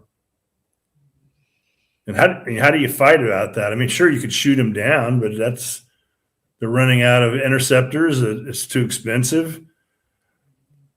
I don't know what the military leaders of the United States are thinking. I mean, they were thinking. They told Trump not to do it. I think if there's a ground war, it will not be in Iran for the United States. If there's a ground war for the United States, it'll be in Israel. Because I think it's like way more sellable to the American public in some ways. right? So if there is an incursion of troops from other countries into Israel, which I think is a distinct possibility, by the way, because it's a numbers game and their numbers are dwindling. They're losing their minds. They got PTSD. Like, they are vulnerable. And they can bring in 50,000 Kurds and maybe it might make a difference. But if there's a ground war in Israel, it makes it much easier for the United States to send in U.S. troops to protect us. Everybody will be for that. Everyone. Yeah, that's probably true. So because then you can really play the victim card and talk about existential survival and all that stuff. Exactly. All this other stuff is Jewish skullduggery, Kurds and all that kind of stuff. People aren't going to be buying into that. And all this asymmetrical assassinating the leaders, that doesn't work. No, it doesn't. I mean, if it worked, they could have just stopped at Soleimani. Right? I mean, they went all the way to the top. And I mean, just think of it. You kind of have like a theology, or if you have kind of a leadership structure in Iran and Turkey and places like that, you have a really powerful military guard or militia, and you kill out the top echelon. Those are the mentors to the next level down. It's like mentorship programs. Yeah. It's almost like, Elks or something like that. I mean, I don't know what the analogy, or the papacy, a lot of that type of stuff. Right. So if you're down the ranks and your mentor has been assassinated by Israeli agents, you're going to want revenge. So the revenge factor is really at work right now, and that's where they get pummeled by these drones and missiles, and they can just keep the United States at bay because the aircraft carriers can't come close. They'll get sunk by these hypersonic missiles. No way to defeat them. And the really big issue here also is the refueling of these jets and these bases that normally have been accessible in that region, in places like Qatar. They're not allowing the U.S. to land their jets there now. Well, the big base in Kuwait was wrecked last night, so that's not a spot. Yeah. So where's the over horizon? I don't even know. I mean, I keep looking. Where did the troops go? Where are they? It's kind of like over the horizon. What do you mean by that? Where do the troops go? Like out of harm's way, someplace, because you got to get them kind of out of the way of the drones and the missiles. I think the troops. This is my feeling, which I just articulated about 5 minutes ago, that ultimately this winds up as a ground war in Israel. And that's where the troops go. Yeah, because they could fall back there. That's true. It's the defense of Israel. Yeah, that's true. All of a sudden, we have to put them in Israel because that's the only place they're safe. Yeah, that's very tricky. Yep. I hadn't thought of that. I kept thinking, I know they're over the horizon, but there's so much fog of war about the casualties, where they all went, how many are still hanging around in the bases in the Middle East being pummeled. And once you establish kind of a beachhead in Israel to defend Israel, then, of course, now that the great Satan has boots on the ground, there will be other countries that will be much more engaged. And now you have theoretically the ability to not just defend Israel, but to extend the operation further out into something like, say, for instance, Lebanon, right? Okay, now we're going to go into Lebanon because they've always wanted Lebanon. We've got the troops here, so Lebanon's a threat. We know they're a threat, so we're going to go to Lebanon now. And now this is where it starts, but it's not. This is just my feeling. It's where it starts. But they might start out with some campaign with the Kurds, get the Turks pissed off, do some incursions into Iran, and probably just get beat with the help of the Turks. So let me ask you a question. This is another kind of just mental exercise. We know, at least most of us know, that the official story around October 7th has Grand Canyon size holes in it, and looks like it was allowed to happen, right? Mm-hmm. And it kickstarted everything since then.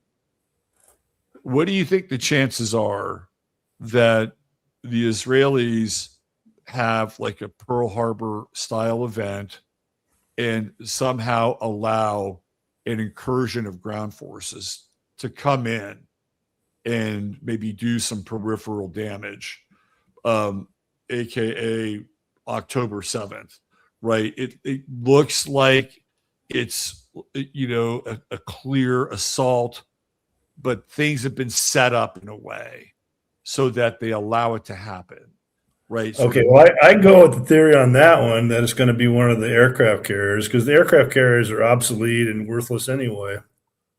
So it's an aircraft carrier, but they got to get troops on the ground. That's the key, right? Well, they've got 50,000 troops in the theater, and they're bringing more over. And I don't know how many more they can really bring over from other areas without leaving, stripping the defense of places like South Korea. They got troops there. They could bring in more troops and concentrate them in Israel. Right. But the United States doesn't have that big of a military. They've been getting away with it because of intimidation and so-called air power. And we're going to find out how air power works. I just want to know. We're going to find out if Baron Trump is ready to eat tin can rations. He's got bone spurs. He'll get a pass. He's got bone spurs in his heels. I had bone spurs. I couldn't do it. Do you ever hear about Ted Nugent's story for avoiding the draft? No. Can I tell it? It's a really funny story. I remember the first time I read it. I was a teenager, and it was in High Times magazine. So, in order to get out of the draft, Ted Nugent, before he was being brought to the draft board, didn't change his clothes or bathe for like 2 weeks, and the days before he went before the draft board, he started pissing and defecating in his pants. Okay, just to have a nice smell. Exactly, and he said like a homeless person. And so Ted Nugent has been anti-drug all of his life, not a drug guy, but for that one event, he took some methamphetamine to just whack him out.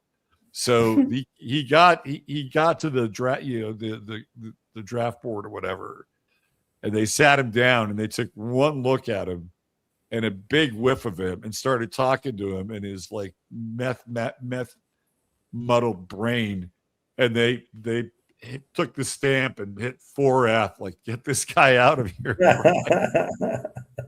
So Ted basically crapped his pants to stay out of the. I don't. It's an extreme strategy, but it worked. Yeah, people could take note if they could have draft going again. Probably might have to have a draft. Can you imagine trying to draft these Gen Zers into a military? Well, this is what I brought up earlier. I mean, I feel like the Gen Zers are not going to go. They're not going to want to fight. There's some of them may, because there's a part of Gen Z that's kind of patriotic and, Team America. But by and large, I don't think they're going to want to fight. So what's the option going to be? Well, you're going to go to a camp. You'll spend the entirety of the war in this camp, and the camps will be run by, our best friends, and the sons and daughters that we know that walk through the gates of that camp will not be the same sons and daughters that walk out, if they even walk out at all. That'll be the option. You either fight or you go to the camp. Yeah, right. Gitmo, something like Gitmo. It'll be like one of these Chinese re-education centers, and it won't be pretty. stark So conditions. I'm going through some of the news around the web that I have. Here's one. Social influencers that Netanyahu hired for $7,000 a video. They never got paid. Yeah, let me bring that up. I saw that you had that. Yeah, it's just pretty cut and dry. So yeah, you got the shutdown of basically the industries in the Middle East. Behind the scenes in Neo-Caligula Trump's world. Let's take a look at that one. Hold on. There we go. The big boss heard from the Mossad that Trump was talking to Iran without permission and behind his back. He called the White House and they assured the boss, that's Netanyahu, that they weren't. This is Greenwald reporting this. Steve Witkoff and Jared Kushner report in almost daily to the boss about Iran. Is this another day in the life of Neo Caligula? Yeah, they're kind of keeping an eye on Neo Caligula. You know, don't go off the program here, man. Don't say reservation; it'll get you in trouble. People say just the guy. They need to get rid of the guy for multiple reasons. A day in the life of Neo Caligula. So this is Russ's website, winterwatch.net. If you haven't subscribed to it, I highly recommend it. You get the RSS feed. Okay, let's watch some of his behavior here. Watch this. Hit play that. See that nice drape? When that comes down right now, you see a very, very deep hole. But in about a year and a half from now, you're going to see a very, very beautiful building. This is during a medal ceremony. Right there. In fact, it looks so nice. I think I'll save money on the doors because it can't get more beautiful than that. I picked those drapes in my first term. I always like gold. Oh my God. That's bizarre. Keep going. Listen to him. But I think we can save a lot of money. I just saved curtains. But and it'll be spectacular. It'll be the most beautiful ballroom. I believe it's because I built many a ballroom. I believe it's going to be the most beautiful ballroom anywhere in the world. And when you hear all that hammering out there, you know why the First Lady is not thrilled exactly. She said, will the pile drivers ever stop? You know, they go from 6 a.m. till 11:30 in the evening. Can you imagine? Here. You know what? To me, that's a beautiful sound. She doesn't This just reminds me of my mom. Me, other than here, because we're donating it, not a penny to the taxpayer. It'll be under budget, ahead of schedule. It'll be 400 million or less. Most people say 400 million or more. No, it'll be less. But when I hear that sound, that beautiful sound behind me, it means money. So I like it. But my wife isn't thrilled. What does it mean by money? Like, so is he going to rent the ballroom out? That's what it sounds like to me. It's like he's going to. I mean, it's just a white elephant is all it is. It's just a white elephant. And it's built around his ego and his narcissism. That's all it is. I built this ballroom. He's going to rent it out. Like he's going to have in his brain, he's got some kind of a bug on. You know, he gets thoughts in his brain, and then carries it out because he's got the power to do so. And apparently nobody will stand up to him, and his handlers just let him get away with this shit. This is almost like a Saturday Night Live skit. This is the behavior of somebody with senility and dementia. I'm telling you, I've seen it firsthand. He said, "This is getting crazy." The only difference is that my mom got kind of cute in the end. You know, as time went on, she became kind of a really cute person, but she was like this. He would just kind of, and he can't read the room at all. He doesn't really have any. He thinks people love him, I guess. I'll finish up in a few months. But now for the reason that we're gathered this morning to recognize What was the reason why they were there to recognize what? The Medal of Honors. He's giving out medals of honors, and he just rushed through the ceremony. Let's look at the rest of the article. There's some more there to look at. That whole thing was bizarre. I want to hear the money part again. Hold on. I like it. I love it. You know what? To me, other than here, because we're donating it, not a penny to the taxpayer. It'll be under budget, ahead of schedule. It'll be 400 million or less. Most people say 400 million or more. No, it'll be less. 400 million? When I hear that sound, that beautiful sound behind me, it means money. So I like it. But money, why? I think he's probably doing some grifting. You know, he's somebody in his organization or some of his flying monkeys that are around him are probably cleaning up on this. 400 million. I didn't know it was that big of a project. That's really grifting. All right. So do you want me to play this right here with the brain glitch? Yeah. Finally, we honor one more American soldier, a fallen warrior of world, of wars, and really a really terror. Staff Sergeant. Really terror? Oh my God. Now, what he does, you know, most people when they bumble a word, right, you'll just kind of stop and correct yourself. Yeah. But he ad libs. He tries to outlive. Finally, we honor his one way more out of it. Yeah. American soldier, a fallen warrior of world, of wars, and really a really terror. Staff Sergeant. A really terror. That's pretty revealing. Now look what he's got on his neck. You know, he's got diabetes or something going on there. Shingles. Yeah, so he's got shingles. So here's a scene where he's just standing there and just look at the expression on his face.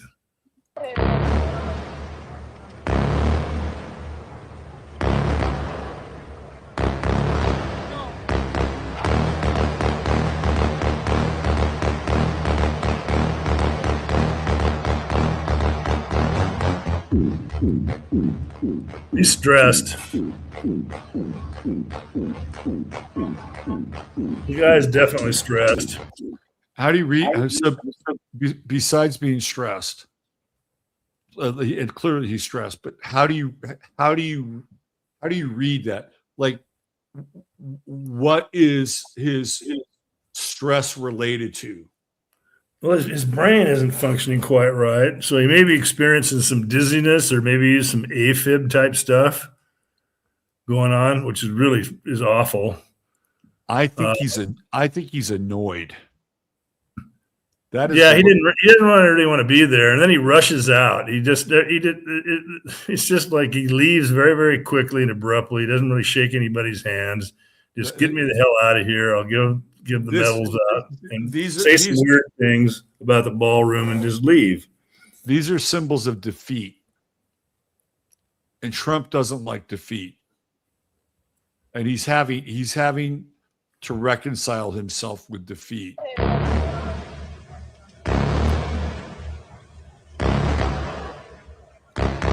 The look down is contrition, right? This is like his first thing he does. He has like, well, I have to be contrite, right? So I'm going to be contrite because somebody's passed away. Well, I mean, this guy's got immense experience in public. You know, it's not like he's just got off.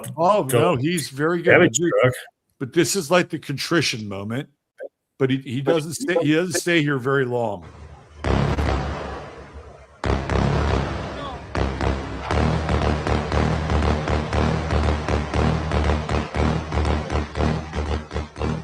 He's pissed. He's annoyed.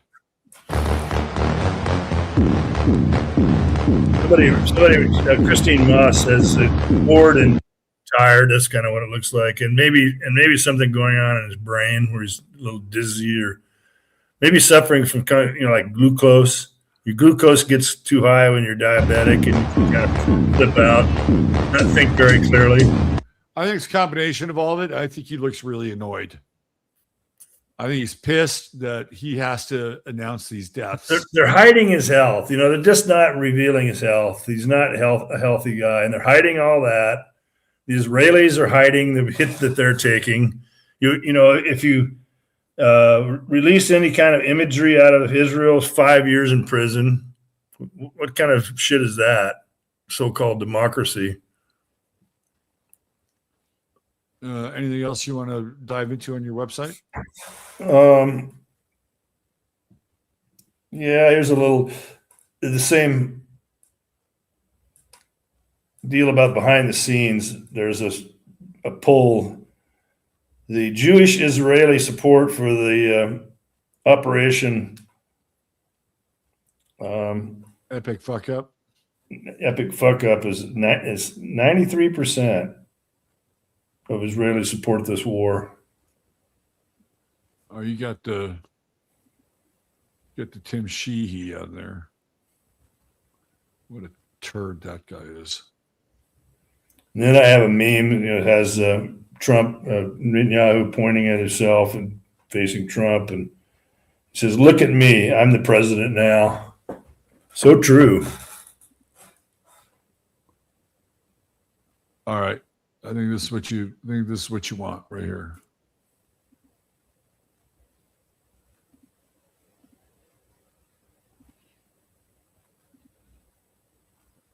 Is that it? Yeah, I kind of mentioned that earlier, where he's trolling about, getting escorts through the Straits of Hormuz, and then the Navy comes out and rebuts him. And so I have a meme there. Let's look at that meme right above.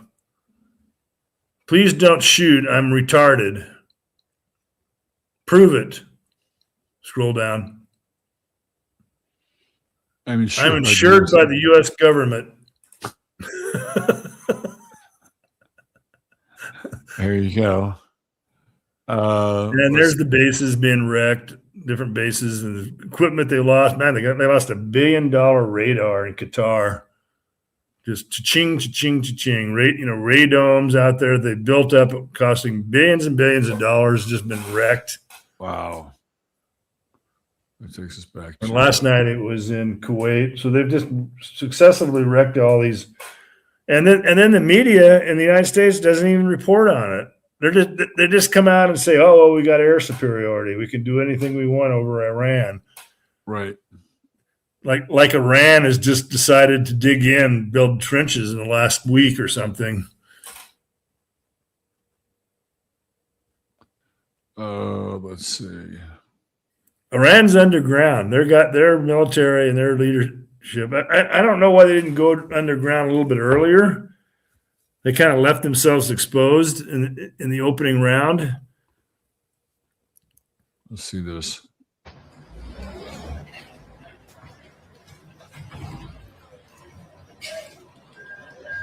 That's Tel Aviv. Yeah. But people have to sneak this stuff out.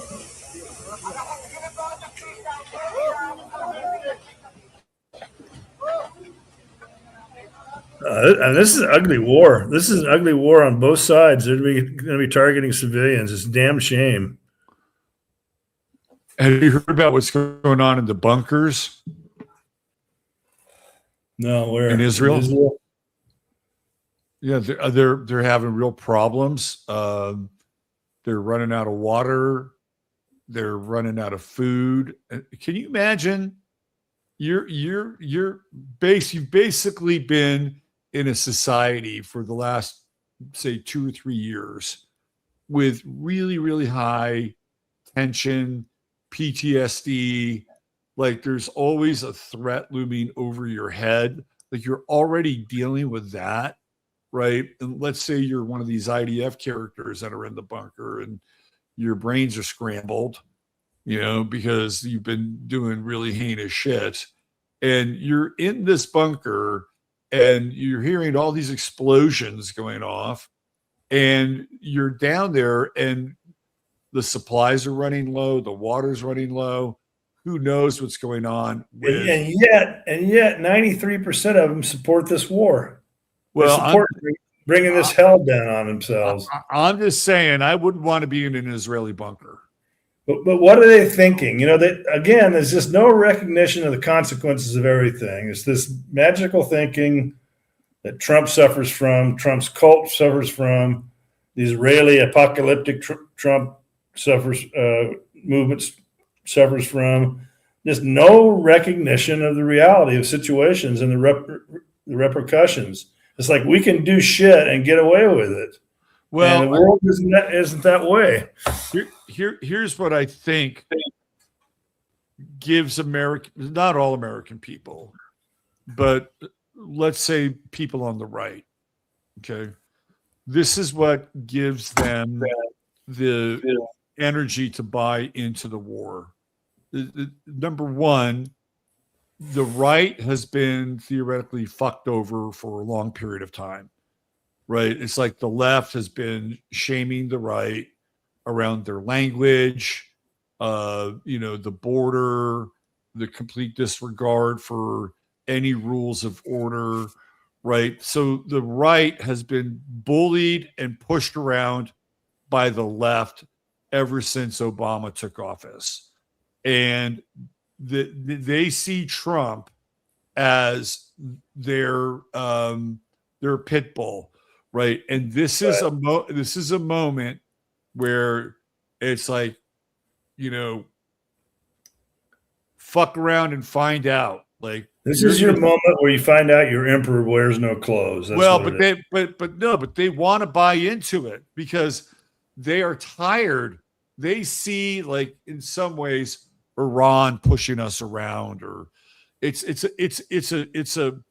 a projection, right? And it's like, we need to go kick some ass.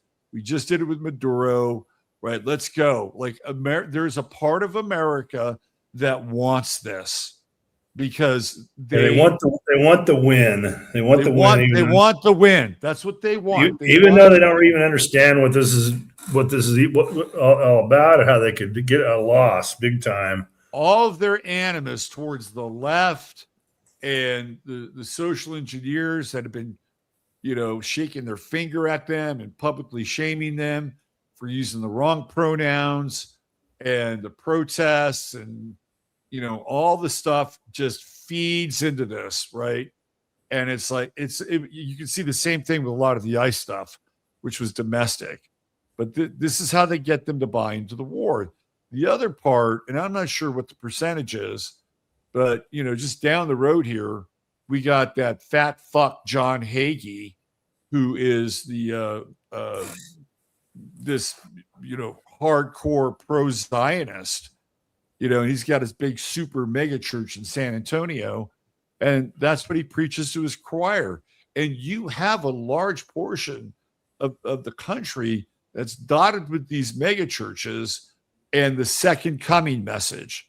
And that's where a lot of another portion of America buys into this. No, that's your cult. That's your cult. Right. And Israel's got the same thing going on over there too. So they do. It's a marriage of these cults. So, and sometimes you get the people on the right who just want the win, and then you get the people in the church that just want the second coming. And there's kind of a Venn diagram where they sort of meet in the middle. Yeah. Well, right? See, up to now, the only thing we could do, because we're critical of these people, is just kind of say you're wrong and there's going to be fallout. You're playing with fire. Well, now we can prove it that we were right. You're playing with fire. Now, they probably still think they're going to win. Well, they have. Once you double down and triple down, you can't. It's like you're in it until the train goes right off the. They fool themselves into thinking there's going to be a victory. That somehow the air superior to the United States is going to prevail. That it's going to be like Iraq, and somehow they don't understand the economic part of this war either. That this is a takedown of the entire system. It's like a fourth turning moment, a black swan. I think they did this Maduro thing to instill confidence in the public. Clearly there's like the Venezuelan oil and but they did this Maduro thing to show the public that they know what they're doing. They're capable. They can go into a country. They can identify a bad player, go into that country and remove that bad player without nary a casualty. Yeah, that's why they did that. I read it. One of your best commentators, I really like him, is B.B. Rebozo. Oh, he's great. Yeah, and he just said, "You'll get so tired of winning, you'll say, sir, no more winning." That's Trump. He's just quoting Trump. How ridiculous. That's what you're talking about. Yeah. That's how he appeals to his cult. You know, bravadocio is the word for it. What is bravadocio? Braggadocio. Braggadocio. My father always used to tell me nobody likes a braggart. And my father was a Leo. I was coming from a Leo. I mean, that's the way I was raised too. You know, you know what my dad would say if you had that kind of attitude? His favorite remark he would say to me or anybody else, he says, "Well, hot dog, pin a rose on you." That's what my dad would say to Trump if he met him. Tex was old school. My father's rules for living. I'll give you a few of them. Nobody likes a braggart. That's number one. Okay. He also said, "Don't ever gossip." And I thought, that's tough. That's a toughie. Yeah. That's a tough one. And the third thing he said is, "Never laugh at your own jokes." And really? Yeah. He's right. He was right. He was right about all of them. I mean, I'm guilty on that one. You know what else? I'd love to laugh at my own jokes. I love it. You know what else he told me? He said, "Always fall in love with a woman who's slightly more in love with you." It's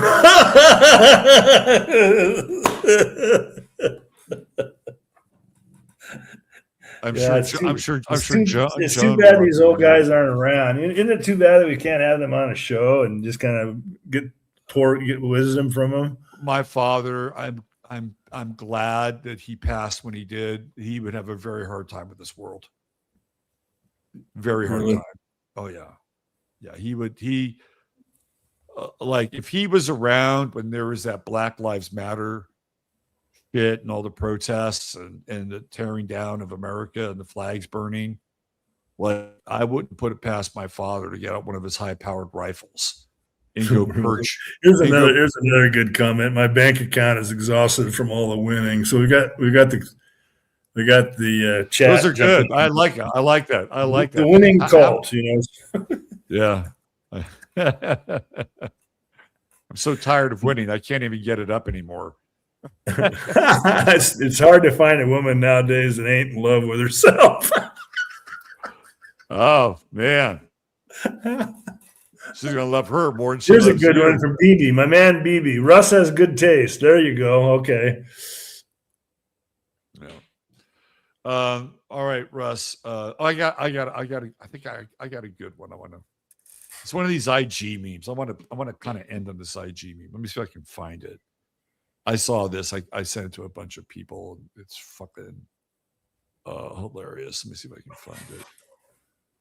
Right here. Let's see if I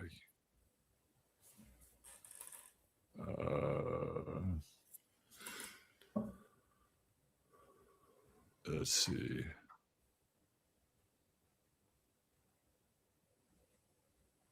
I don't know if it's there. Hold on. Try this one. Cosmic 123 says God is on our side is a prevailing belief in the United States. Yeah. That's Absolutely. That's a cult. That's cult thinking. Yep. Yeah, it's total cult thinking. Hold on. I know it's here. Hold on. Let me see. Keep it coming, chat. Keep it coming, chat. You're doing great. We have some dead time here. Just keep firing this stuff up there. This is really good. Hold on. My chat is fucking. They're smart. They're so smart and witty and cynical and funny, but they have heart, right? They're not like bitter roots. Here it is. You gotta see this. I gotta play this for you. This is funny as hell. Hold on.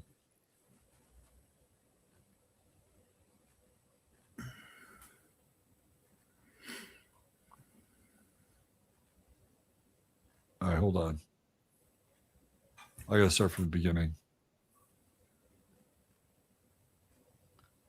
Give me just 1 second. I gotta have this thing reload and start from the beginning.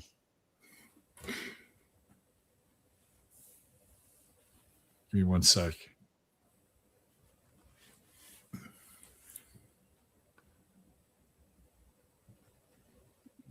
All right, here we go. Let me share this. This is funny as hell.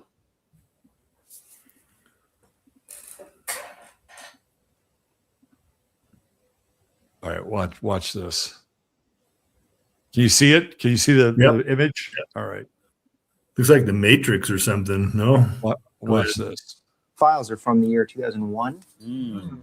What year? Did something happen in 2001? I forgot. I assume I should redact Prince Andrew. Oh, no. Yeah, you can leave him in. Yeah, wave goodbye. Ooh, cheerio. But if you release these and all the names are blacked out, aren't people still going to want answers? Yeah, we got some wag the dog shit coming down the pipe. You know, bombing Iran, admitting there's aliens. Kidnapping a newscaster's mom. I don't know if I can handle knowing all this stuff, sir. Like, I'll be the only one who knows the truth about... You guys are going to kill me when I'm done, right? No. We're not going to kill anybody. No? You're going to shoot yourself twice in the head. Depression's a real bitch, Daniels. A lot of these files are from the year 2001. What year? Did something happen in 2001? I forgot. I assume I should redact Prince Andrew. Oh, no. Yeah, you can leave him in. Yeah, wave goodbye. Ooh, cheerio. But if you release it, we're going to want answers. Yeah, we got some wag the dog shit coming down the pipe. You know, bombing Iran, admitting there's aliens. Kidnapping a newscaster's mom. I don't know if I can handle knowing all this stuff, sir. Like, I'll be the only one who knows the truth about... You guys are going to kill me when I'm 2001, right? No. We're not going to kill anybody. No? You're going to shoot yourself twice in the head. Depression's a real bitch, Daniels. That is fucking hilarious. Yeah, it's funny. It's not only hilarious, but it's true, right? That is like that's hardcore humor. We've got some wag the dog stuff in mind. We got some wag the shot dog shit coming down the pipeline. Right. Iran, aliens, kidnap a newscaster's mother. Yeah, maybe that's what Trump thought. Well, we'll just bomb Iran and that'll be the end of it. Wrong. Wrong. Yeah. It's like people are connecting the dots. This is the one thing that does give me some hope is I scroll through that Instagram feed. Maybe 10% is kind of memed out, sort of pro-Trump stuff, right? Pro-war, but meme. But the rest of it is nuts. Like in a good way. Like people are waking up. They're totally waking up. And these tools that we have, I don't know how long we're going to have them for, but these tools on the internet have really just exploded in an exponential fashion. And they're funniest. It's like there's memes and now there's like the AI memes. Yeah. Which are crazy. And some of them are really the meme I kind of like during this war because it applies to me. It's called the monitoring the situation meme. Have you seen those? Yes. It shows guys up at 2:00 in the morning, with big screens all over their, sitting before the big screens, looking at the markets, looking at all the imagery. That's me.